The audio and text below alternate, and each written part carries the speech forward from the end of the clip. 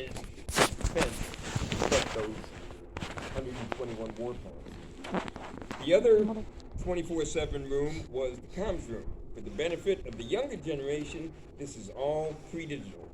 No cell phones, no tablets, no computers. It was all analog, as they say, all telex operated. Anybody seen some photos of the late 50s, early 60s, 70s of the 80 character IBM punch card? Sitting at a console and punches holes and zips through and moving wires and stuff. It's exactly what happened in the comms room, decoding messages coming into the wing and encoding messages going out. So those two rooms, the EA cell and the comms room, were 24/7. The only variance to that is the what we call wing stand-up. Every morning, Monday through Friday, 0800, the wing commander would leave his palatial office next door and come over here and go into the battle cab where he would meet with his three primary deputies. The colonel in charge of the pilots, the colonel in charge of maintenance, which is my boss because I was stick to new people. I was stationed here from 80 to 93 as a mechanic on the A-10, and the colonel in charge of supplies. And they would have a half an hour, 45-minute briefing just to make sure they were all on the same page for what was happening that day. They'd finish their coffee, kiss and hug, whatever colonels did, and then leave.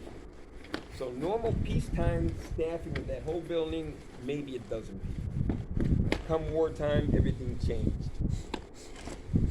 The banner headline, the combat mission of the 81st TAC Fighter Wing was to provide A-10 ground support to our NATO allies in the European Theater of Operations.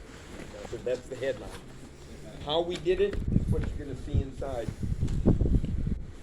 We structured the wing with 6 what we call fighter squadrons. The 78th and 91st were at Woodbridge, because that's part of the 81st TAC Fighter Wing.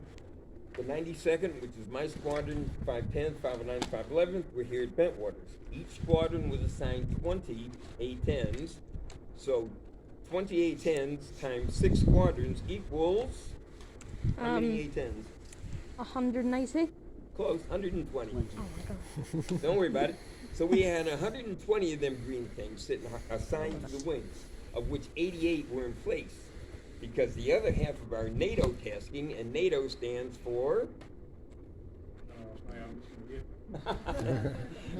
North Atlantic Treaty. Well, don't worry about it. I know it's not taught anymore.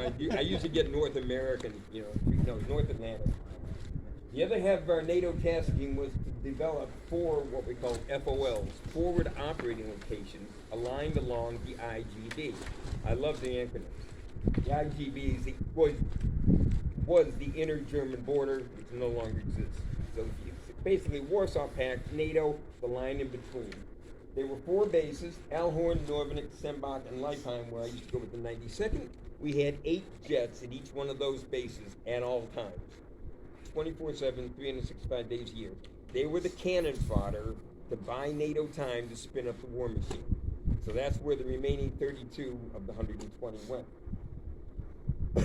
So, our mission is to get the 88 from here to there. And what you're going to go inside is what you're going to see. To get the airplanes into a combat readiness state, we call it generating the airplanes. Generating the airplanes from peacetime to wartime. It's then downloading the training munitions and uploading the live stuff that goes boom in the night. This is a 30mm shell, comes out of the A-10. Unlike World War II, when you see the films and the gunner's shooting the gun and the shells and the casings are flying everywhere, the only bit that leaves the airplane is this bit. This stays inside the airplane and comes back into the gun drum, which is like a helicoil.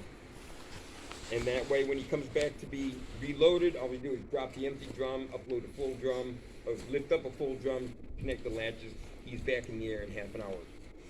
So, to generate the airplane, we had to come up with a control mechanism. That's why we built what we call the operations pit. And that's what you're going to see when you're looking into the, either from the EA cell or the battle cap. There's 35 stations down there, and each one of those stations represents a function of the wing. Supply, transportation, hospital, maintenance, munitions, public affairs, whatever. So anything the 4 colonels want to know in the battle cab, how many hospital beds do we have? It was hotline call to the medic. They get the information and feed it back up to the colonels to do whatever they wanted it for. The primary mission, like I said, was to get the 88 A-10s from here to Germany. So we set up the catwalk and what we call generation boards. There's 7 perspex sheets up there. Ignore the one on the left. That was just munitions tracking. The remaining 6 represents each one of the squadrons. 78th, 91st, 92nd, da-da-da-da-da-da.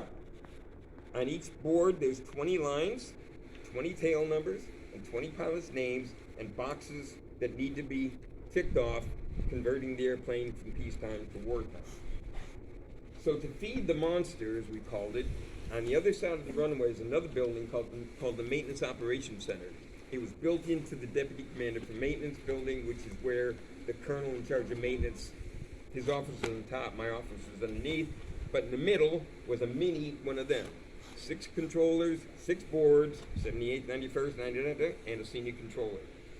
So as we started to generate the airplanes, the crew chiefs go out, and I always use Colonel Spader's airplane, 218, because he was the squadron commander for the 92nd. So the crew chief would refuel 218, and he would radio into the maintenance ops center, 92nd 218, fuel's done. The controller then would call over to the appropriate station there and just regurgitate the information. If there was a broken pickup truck on the flight line, they would call the transportation person, because we don't fix trucks, we fix airplanes. So the call would go to what we call the maintenance liaison. When you look through the window, on the right-hand side, you'll see 2 stations. One has a label that says maintenance, and one has a label that says maintenance liaison. The maintenance position was the maintenance officer. The maintenance liaison was my office and the guys that work for me. The benefit of the new people, this is all analog, no Wi-Fi. Everybody wore headsets, boom mics with bungee cords plugged into sockets on the wall on what we called a hot mic or an open mic system. So everybody could hear everything. So when the maintenance liaison controller got the info about 218, he waited for a break in traffic and then announced 92nd 218 fuel's complete.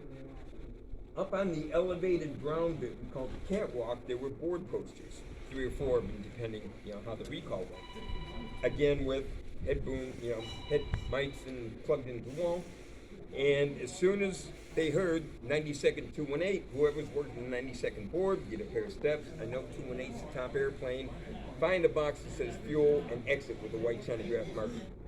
It's as high tech as it got. No flashing lights, no bells and whistles. As the saying goes, we took all the boxes. The top right-hand box is CR, which is crew ready. Airplane's been pre-flighted, loaded, fueled. Colonel Spader walks out there, straps on the airplane. Him and his wingman take off to, in this case, Leipheim Air Base, Germany, and we scrub the boards. Our NATO tasking was to provide NATO with those 4 FOLs that usually had 8 airplanes in place to have a complement of 20. So, no, I'm fine. So we had to ship 12 more airplanes, because there's always 8 airplanes there with 8 airplanes worth of people and 8 airplanes worth of parts and stuff like that. Little side note, each one of those FOLs had 15 spare TF-34-100 engines sitting on a cradle wrapped up in plastic at $1.5 million per engine. So we would ship the remaining 12 airplanes and the remaining 12 airplanes worth of people, munitions and parts and toilet paper and whatever to bring them up. NATO gave us 24 hours to do that. So the problem was, we never had problems in the Air Force. We had challenges, for God's sake. We had 6 fighter squadrons and 4 FOLs. And 6 into 4 doesn't go. So we had 2 more FOLs in the background, one in northern Germany, one in southern Germany that were classified, but we called them our bear base locations because that's what it said on the tin. There was a control tower, shelters, and runway, and that was it. No people, no parts, nothing. No engines, no toilet paper. So we had to ship 20 airplanes and 20 airplanes worth of people, parts, and together to get it there. Now NATO, bless their cotton socks, realized that is going to be a significantly more effort to do that. So they gave us another 24 hours to do that. So at the end of 2 days, unless it's broke in the back of a shelter, the best case scenario There's 120 jets boring holes over the Warsaw Pact area, taking out tanks, half-tracks, jeeps, whatever it happens to be. So, well, we're done, right? We got rid of the airplanes. Well, we went into what we call STO because there's an acronym for everything. Survive to operate. That's when we went into the Kemp suits and the gas mask and all that kind of stuff, because we knew from NATO intelligence that we were going to be attacked. This is important because this is where you guys come into play. You protected us. Around Bentwaters and Woodbridge bases, there were pre-surveyed spots that every time we went into an exercise, RAF Watersham would drag Rapier missiles and the Rapier radar up to those pre-surveyed spots. In the room we call the Bentwaters, the Cold War room, that was the Rapier control room. And they would set up communication between, so they could track coordinates or whatever it happened to be. So if they picked up a fast mover, MiG-23 coming across the North Sea, hopefully they prepped the missiles, but also they would tell their counterparts in the Rapier control room, who also then would tell our EA controller, who would announce at the top of that big pole, there were what we call giant voice. It was 4 speakers on the cardinal points with repeaters on the other side of the base, putting us into alarm red, attack is imminent, don your protective gear, and that's when we dive in ditches and under tables and all that fun stuff. And we did that for 3 days, just keeping the base open, keeping the runway open, keeping the taxiway open, we would only decontaminate critical command and control functions. So if this grass out here was contaminated, they didn't worry about it. You lived in your suit. You went in there, got decontaminated, and did your job. By day 5 is when we call them additive forces, you would call them reinforcements, would come in from Myrtle Beach, South Carolina, with 85 A-10s. We were the only A-10s in Europe for the first 5 days. By day 5, our expected attrition rate was greater than 60%. So greater than 60% of the 120 A-10s we sent were now smoking holes in Poland, Czechoslovakia, Lithuania, whatever.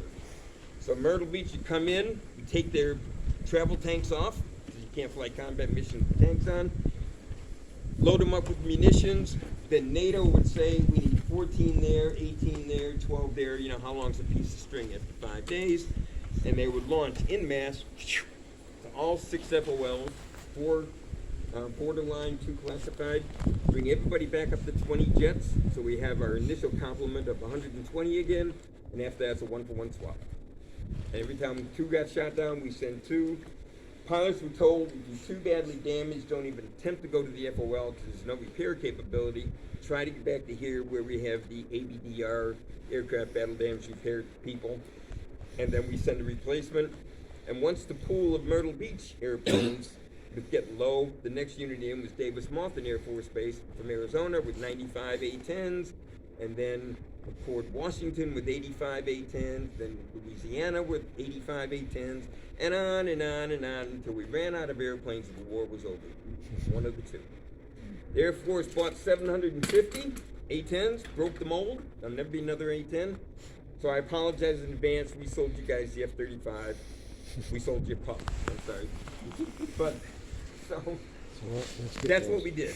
So hopefully, for the new people, I normally do this presentation inside where you can see things, but I can't go in there because of COVID. So hopefully when you do go in there and you see it, you have some idea of what it was. Lots of volunteers inside. If you have any questions, please ask them. The only stupid question is the one you don't ask. I got some of my kit that I've accumulated over the years. I can talk to you about it. I waffle all day about the A-10. It's a great jet. And behind there, just some photos I picked out of my archives of some of the facilities that were on the base. We had around about 12,000 military people. You add in the dependents, the children, the school teachers, the gerbils, the dogs, and the cats. We had a base population approaching 20,000 people. That's why we had the BX, which is like your Debenhams, and the commissary, which is like Tesco's and all that. The other 2 displays is my little hobby. I'm the UK representative for the National League of POW MIA families, which is prisoner of war missing in action, primarily from Vietnam, because I'm a Vietnam era vet. It's basically we don't leave anybody behind. And what the charity does, it focuses Congress to make sure they allocate funds every year to go out into the jungles of Vietnam, Laos, Cambodia, and look for the 1,584, I think it says, that are still missing. And then there's processes, we search for them, and we get samples, and each one of the families is given DNA samples to the military. They take the remains up to, it's Minot, North Dakota now, where the DNA lab is, and they do 18 months, 2 years worth of, trying to get DNA match. If they get it better than a 95%, match, they go to the family and say, we think this is your uncle, died in, 63 or whatever. And the family accepts it, and they have a burial, or the family says, no, we want more evidence. It goes back on the shelf, and they keep doing it. So it's just like I said, we don't leave anybody behind. And of the 55,830, whatever it is, on the Vietnam Memorial, there's 1,584 still missing. So we will continue to look for them and wear bracelets, memorial bracelets, until they're found. So that's my spiel. Knock yourselves out inside, and like I said, there's plenty of people helping now. And come back out. You can look at the kit that we carry. This is some of it.